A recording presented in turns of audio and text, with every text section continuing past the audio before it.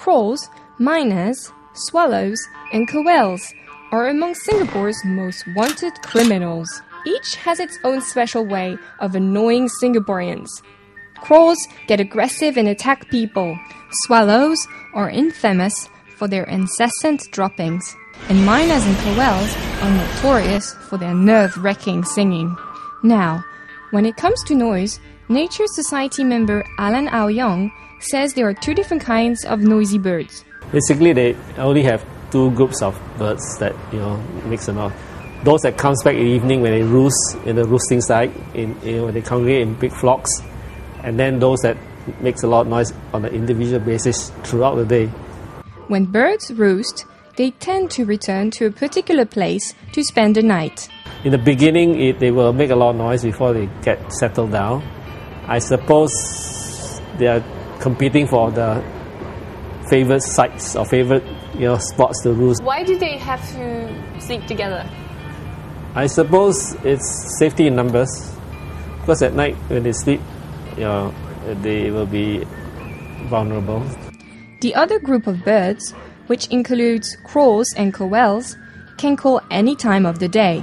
They're calling, either to call on their mates or to establish their territory.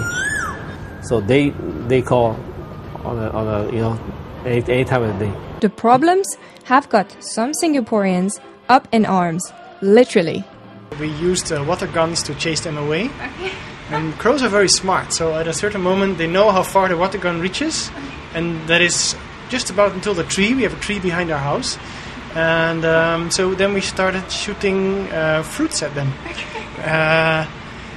And that actually worked. So they stayed out of the tree because I know we can hit them, although we never hit them, but we can reach. Around 6:37, I have to close the windows, the background, because the tree is exactly to my kitchen window. So if I forgot or something, the birds all will enter, then they will be inside. You've avoided, walking nearby the tree? Walk those sheltered area to avoid all the bird shits. Use umbrella. In serious cases, the government steps in to help. The National Environment Agency, or NEA, culls crows regularly to keep the population at around 10,000. To control the noise made by miners, town councils regularly trim tree branches to discourage them from roosting.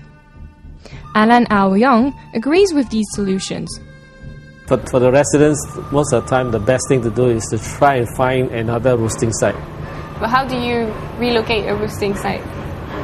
You make sure that there's another sort of tree, a better tree nearby, and then try to trim the one that that is now presently. Okay. So with less foliages, less protection, the chances are the birds will naturally move to another site.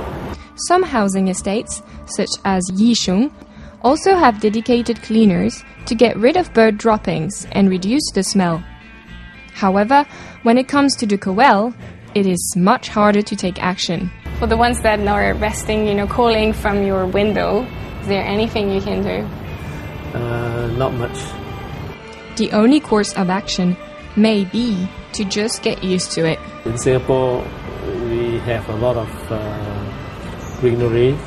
The greenery attracts, obviously, all these birds. So people just have to appreciate them. Most of them will be, should be seen as a gift to soften your living environment. If that's not satisfactory solution, you can always take Alan's second advice. Learn to imitate the sounds of predatory birds and start screaming every time the quail lands on your window.